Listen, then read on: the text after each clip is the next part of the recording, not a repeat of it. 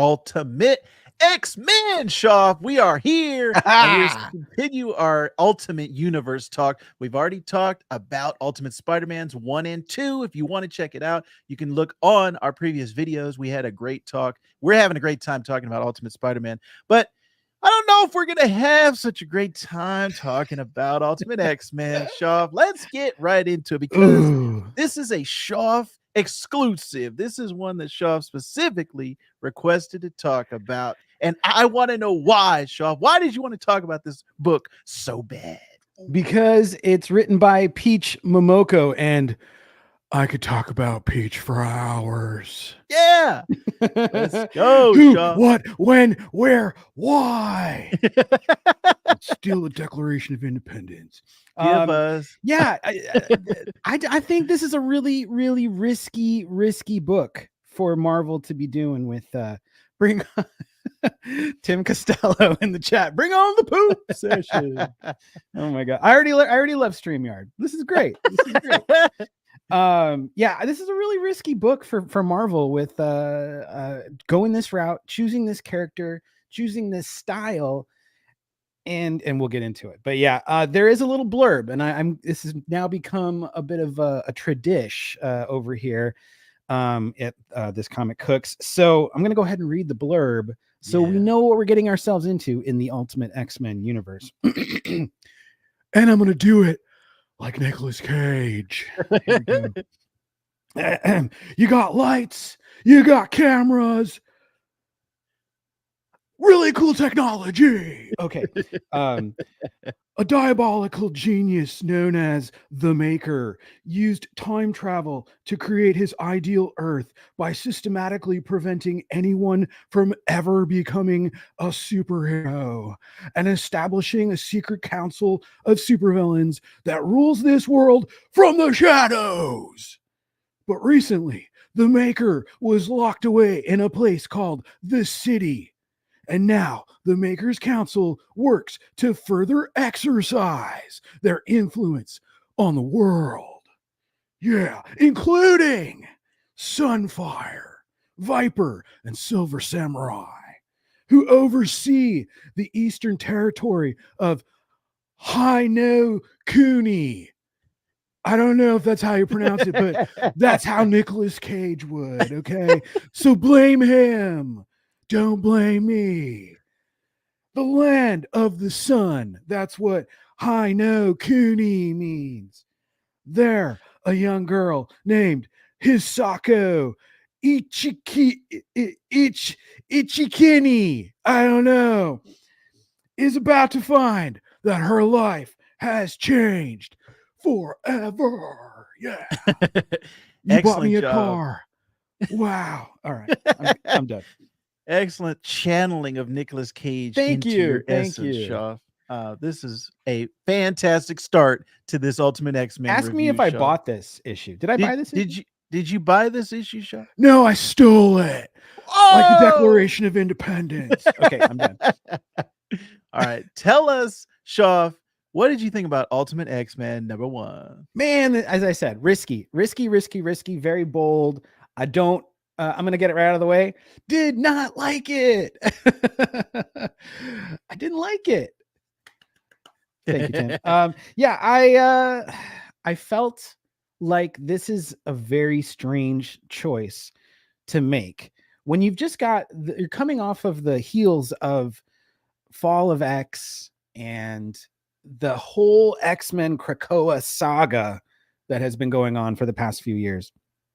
And then you decide, I'm going to start an Ultimate X-Men comic and not feature a single X-Men in it. That's not true. That's not true. There is not a single X-Men. A single X-Men. That's it. Just one. No. If you decided to read this book and you're like, man, I can't wait to see Wolverine. Guess what? He's not in it. If you were like, I cannot wait to see my man Scott Summers shooting some eye blasts at people. No, he's not in it either. How about Beast? No. Gambit? No. Anyone? No. All we have is Armor. And yes, I know she's technically an X person, but She was only fairly recently created. She was created by Joss Whedon, believe it or not. I did a little bit of digging. She first appeared in Astonishing X-Men, which is actually a great series. I happen to own every single issue of that. I loved all the covers, and that was my like initial like grabbing of wanting that series. But I don't remember Armor from it very well, but I think it's cool that you know he is the person to thank for that. Here's the thing, Vector. Maybe it's just me. I don't enjoy manga. Yeah, I had a feeling Shoff was not going to enjoy this. I think there's two things about this book to say what Shoff liked and did not like. The two things about this book that stand out to me are two things that you do not like, Shoff. Number one, manga/anime. Number two, horror. So combine those two things. Those are two. I thought you were going to say Shoff. Asians. I was like, I like Asians. That's not true, Shoff. I have plenty of Asian friends. Me. He's right. My bestie. I think, Shoff, these are two tastes. These are two great tastes that you don't like. And so putting them into this book is not Shoff's cup of tea. So I can understand the reasons why you did not like this issue.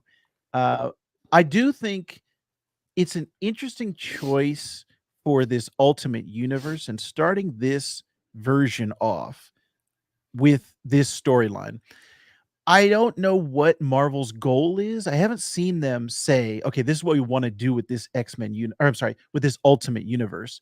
Because so far we've gotten, as I said, Ultimate Spider-Man, Ultimate Black Panther, which we did not talk about, Shoff, but also Ultimate X-Men. These are the three books that we've gotten so far in this universe, besides the setup that we had with the other Ultimate stuff. But these three core books are the ones that are launching this Ultimate Universe. And what is the goal? I don't know. Do they want it to run another 10 years like the previous Ultimate line? Or are these just going to be some one-shots? Like, I don't know if they're going to wait for the public to decide to tell them with sales numbers. Well, but they're going to tell them. They're going to tell them. I think, where's my Wolverine? Where's my Gambit? Where's my Jean Grey and my Rogue? They might have just said that or just put the X-Men title on it to get those X fans and to get the people buying the books. Kind of like on YouTube, your shop. Pandering we talk about is what you're saying. Pandering. No, it's a flashy. You know, you hit them with the flash, Shoff. You get them right away, and then once they're in, then you smoke and mirrors. Smoking. Yeah. Arguably, she's not even a mutant. Arguably, she is not even a mutant because she gets her powers from a totem, from like a little keychain. I don't know 100% how much that is causing, because it doesn't have. I went back and reread it after you told me that. We had a text conversation about that, and I said, "Was that true?" Because when I was reading it, I'm so 616. I'm thinking of Armor as the 616 version. I was like, "Oh, that's just her mutation manifesting." But we don't know how mutations work in this universe. We don't know in this Earth because there hasn't been any mutants, right? Like this is almost MCU territory where there has not been any mutations. So much like with Ultimate Spider-Man, where we talked about how does his web shooters work? How does his suit work? How does his spider sense work? We don't know all of that. We're just going off of our expectations from 616. I think it was like that with Black Panther, and now it's like that here with the mutants. I want to see exactly how each one manifests itself. And so is it that charm that she gets? Is it something that, let's say Wolverine, maybe his mutation is a charm? I don't know. We don't know exactly. God, I hope not. This opening chapter. Everybody just has a bunch of charm bracelets. The X-Men are just like full on charm bracelets. Yeah. I'd love to see it, Shoff. I want to see. Don't take off their bracelets. The in villain's this. like, I'm just going to take off your bracelet. But and the then villains I'm will going- have bracelets, Shoff. The villains would have the same thing. They have Magneto would have a necklaces. magnet. He'd have one of those magnetic bracelets, that were popular back in the late 90s. I'd like to see it. I want to see what's going X-Men on. Swifties. I want to Oh, see man. exactly what this universe, that's kind of the excitement for me of this ultimate line of what is this Earth? What is this universe? And I'm interested, Shuff, to see how many issues do they take to get to that point where we're like, okay, here's all the X-Men, here's all the mutants, and what is this going to be? What is this going to entail? You said something to me, Shuff, in our text conversation that I found interesting. Well, I won't say all those things, but yeah, don't say everything. You were talking about how long you're going to stick with this book. Right. How many issues do you foretell? How many issues do you, in your mind, are you saying, okay, I'm going to give it this many until I drop off? And if it's not the X-Men that I know and love, I'm dropping out. Is it 3 issues? Is it 2 issues? I think I will see it through issue 3. If I don't see like the formation of a team or any other familiar faces, like, that we know from X-Men, coming in and recruiting her or something like that. If I don't see that, I feel like this is a total bomb and this will not continue. The nuance of it, I think that people are interested in is the fact that it is manga, is the fact that it's written and illustrated by Peach Momoko, and that carries a certain amount of weight as well. And it is interesting to look at. I'm not saying I don't like the art. It's not my first choice. I find some of it a little bit creepy, especially the shadowy figure that is actually the shadowy figure is what gives her the totem in the first place, which to me was strange because now I think back to Ultimate Spider-Man 1, where Tony Stark is the one who appears to Peter Parker and hands him essentially the spider that will bite him and technology for his suit and everything else.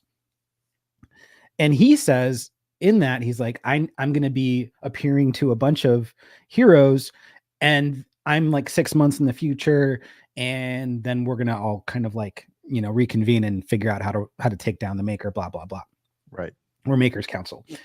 And we know from the blurb of this book that Viper, Sunfire, Silver Samurai are all part of Maker's Council and therefore supervillains.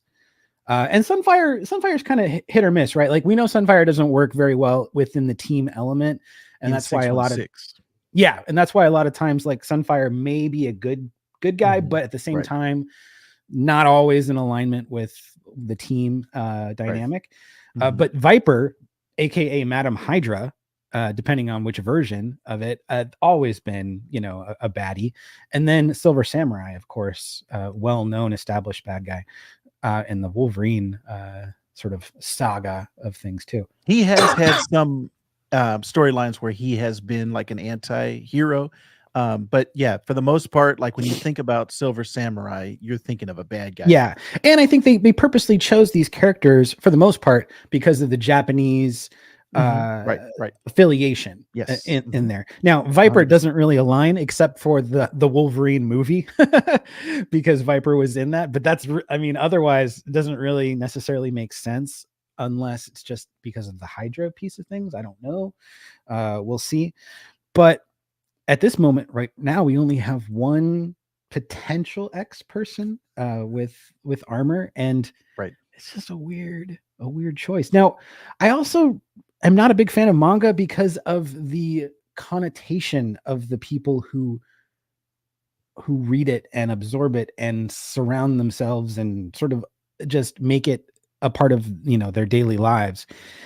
And I'm gonna throw out the W word. I'm gonna say it, but I also learned something this morning, Vector. So I've been just saying weeb, right? I've been saying weeb, but apparently, according to Urban Dictionary, which is where I get all of my proper definitions, there is an important difference between a weeb and a weeaboo. Do you know this? That sounds familiar, but I don't know this. Okay, so a weeb is just a person who's interested in anime and Japanese culture. Yes. Which you told me that yesterday. You set me straight because I was treating weeb with a negative connotation. But a weeaboo is a person who has denounced their own culture. They believe they are or want to become Japanese. They have a waifu or a body pillow of some sort, and they watch hentai. Wow. And just in case you need an example, I provided here's a little dialogue back and forth. The weeb says, dude, I just have to say it. I like anime. The friend says, I don't want to be friends with a weeaboo. The weeb says, I'm not a weeaboo. I'm not creepy about it. And I don't want to be Japanese. I just like the genre of television. So turns out I'm not upset with weebs. I just don't like weeaboos. And you've been saying this for years, Shoff. I think that is something that your expectations are playing a part in the enjoyment of the story, right? Like you're thinking about the people and the connotations that the weeaboo term brings with it. And I think what you should be focusing on is, do you like this story? Not the people who are reading it or the people that you're thinking of. Like, it doesn't turn you into Shoff, a weeaboo, if you like Japanese culture or if you like manga or anime. Because what I like to tell people all the time is everything is a story, right? Like there's all different types of mediums that we have our stories in, whether it's television, movies, live action, or animated, comic books, novels, even just the spoken word. Like if you're just telling me a story, Shoff, like the oldest traditions going back to ancient times of we're just orally telling our stories, even audiobooks. It's, to me, the number one thing is it an interesting story, no matter what the medium is, no matter the way, no matter the stream that you're getting it from, like the information that is going into your brain, Shoff, is what is the story like, what is the character development. And I think what's really good about this book, what's good about Ultimate X-Men number one is, yes, the X-Men side of it is kind of set to the side. We don't know. It's completely missing. I want to wait until it's not even there.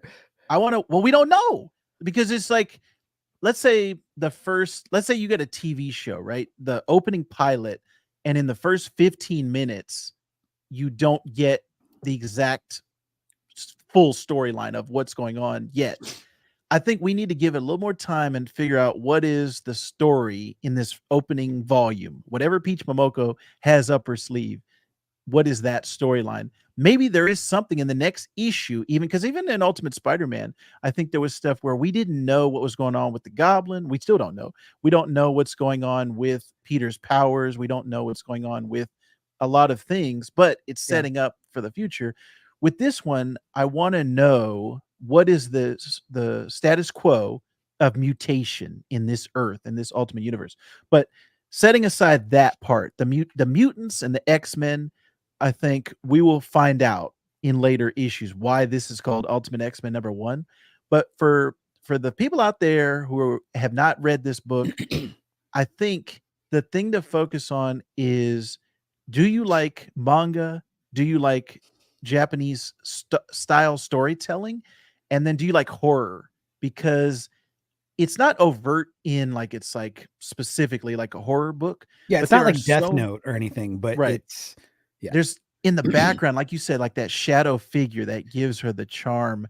There's so many, like the weight of the Japanese culture. There's a lot of superstition, and there's a lot of this type of horror storytelling. And even when I was growing up, my mom would she would have a book of Japanese fairy tales that she would read to me.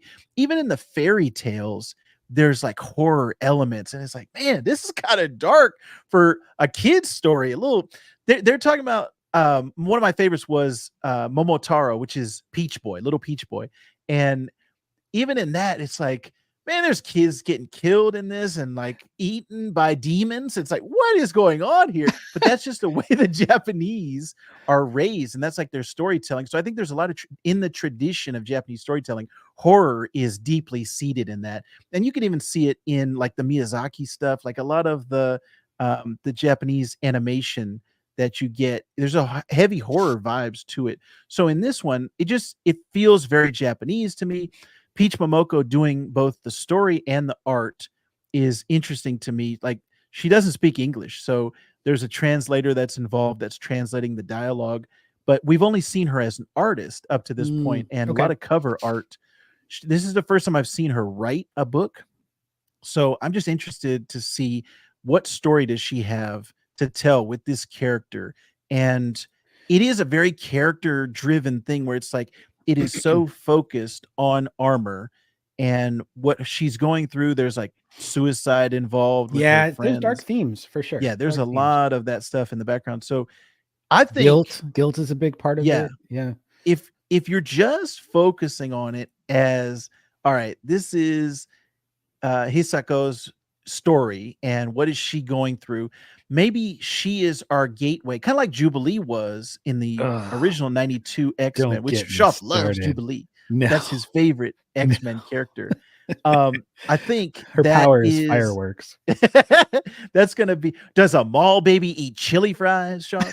I think that's gonna be our opening. Like this is gonna be our step into the X-Men universe and into the X-Men world. I don't know. I haven't seen any future previews or copies of this book, but I'm interested to see where it's going. And I like for this opening issue, I like it as a character driven piece of examining Hisako and her journey and what she's going through, and then how she's getting these powers. I want to see how that charm works, but it's a lot of like setup for almost like the lost like mystery box. Like, okay, we know there's a mystery, we know there's something is going to happen. Is that going to be interesting to me? Is the payoff going to be interesting? Of, oh, what is the mystery, what is going to be revealed? We don't know that at this point, but Yeah. I mean, I think my biggest question is why, if this like shadowy figure is evil or, has, you know, evil motives or intentions, why would the figure give her the totem that is protecting her? right, And right, so that's because weird there's to got to me. be some, yeah, Yeah, some that's kind of why background. I thought, even though like it appeared shadowy and kind of like scary, I was like, maybe it's Tony Stark. Like, isn't he's right? Like he's Mm, going through and giving setting people up, what they need. yeah, that would So be interesting. the fact that he appears this way, maybe that's just her perception as like adolescent youth and her own fears and whatever else. And I don't know. There was the thing about manga that I'm finding is the hardest part for me is it's very dialogue light, narration light. Whereas like Hickman stuff, it's dialogue is like the thing. Like Mhm. narration is the thing. All those the pages, if you're looking at a panel of like Hickman versus Momoko, like Momoko is all about the art and there's very little Mhm. talking, and you have to sort Right. of like do it. You have to do more analysis. You're on your own to understand what's happening. Whereas with Hickman, like you're reading more than anything else. It's a Right. really a different approach. And Right. the only manga that I'm used to is stepmother manga. You know what I'm talking about? What? Oh yeah. You read Scott Pilgrim, Shaw. I know that you read Scott Pilgrim. That's true. That's I true. I think that is true, and like Tim is saying, it is an acquired taste. But what I like is this is taking a swing. It's not. We can't say that this is not going for something. It's not swinging for the fences. So I kind of applaud Marvel to a certain extent of doing that, where we may not have gotten this in a mainstream Marvel book. And let's just say, for example, Shav, you did not have this reaction, but let's just say somebody picks this up because they're an X-Men fan. And I think this is also kind of expanding the audience as well, because there's a lot more diversity in manga readers than there is in American comic books. American superhero comic books, that's another one that like there's a very small window of people that really love that stuff, and that's us. But I think I give Marvel credit for like expanding the genre and saying, okay, you like horror books, you like manga, you like Peach Momoko. These are all things you will probably like Ultimate X-Men. And I think if somebody goes into it with that expectation of, okay, I know this is going to be a Japanese style story, they'll have that character driven narrative, like I said, where we get something specifically by this creator, Peach Momoko, and that she's doing something that is not necessarily the status quo. And that's a good thing about the Ultimate books versus the mainstream X-Men. What's going on with Krakoa right now, which is very interesting. And Tim had said something, maybe a new subculture, like a new species. We don't know yet. So it would be interesting if that is something like Inhumans as well, like a whole subset of people that we don't know about.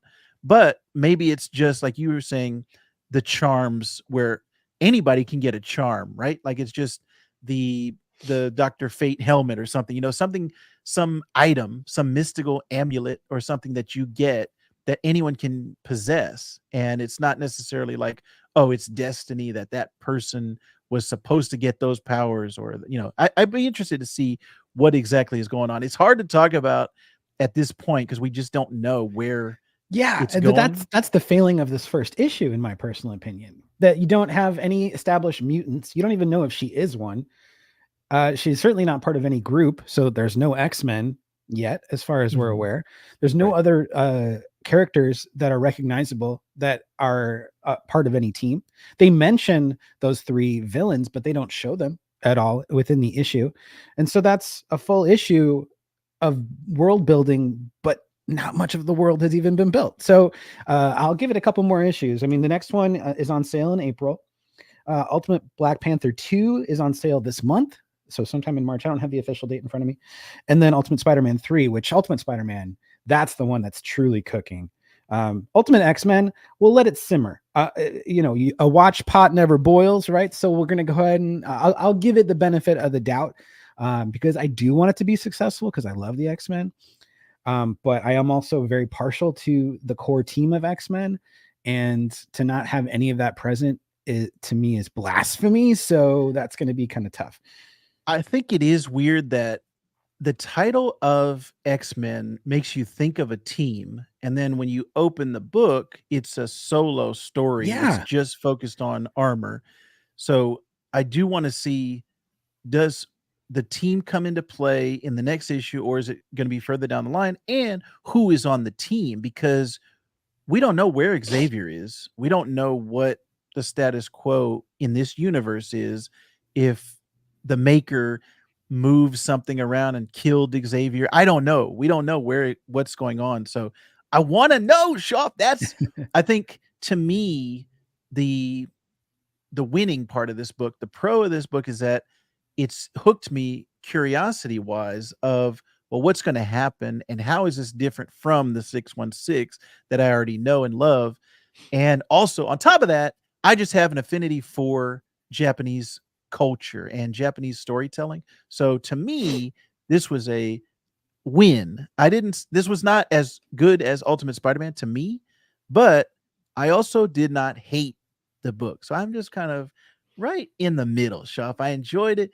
It was bubbling, it's starting to pop, but it's not cooking yet, Shoff. So I want to know what's going on in the next issue of Ultimate X-Men. And I think, Shav, you had a great line of what Ultimate books are coming up. I'm interested to see where this whole thing goes because, like I said, Marvel, what is the goal of this Ultimate universe? Is this because remember the first Ultimate universe, the whole goal was, here are stories that are not bogged down by continuity. You don't have to read 40 years of backstory at that point when they came out in the 2000s to know what's going on in these books. With this Ultimate line, what is the tagline, right? Like what is the elevator pitch when you say, okay, we're bringing back the Ultimate Universe. We got rid of it. Now we're bringing it back. Why? What is the purpose of bringing back the Ultimate Universe? So another question that we don't have the answer to yet, Shaw. But I'm curious and I want to know what do you think, listener or reader or watcher of this YouTube video, what do you think about this whole Ultimate line, the Ultimate Universe that Marvel is doing right now, and specifically Ultimate X-Men, #1 by Peach Momoko? I'm curious. Shoff is curious, and we want to know your thoughts. Shoff, I haven't asked you in a while, but do you have Oh a shoot. closing line for this episode? Because Shoff, and for anybody who doesn't know, Shoff is the closing master. He knows how to hook you at the very end. So That's Shaw, high praise. take it away. Or Nicolas Cage, take it away. I don't have anything. I'm Oh, totally, okay. I'm not prepared. I just want, I'll tell you what, I'm going to let Ultimate X-Men simmer so it hopefully will eventually cook. Perfect.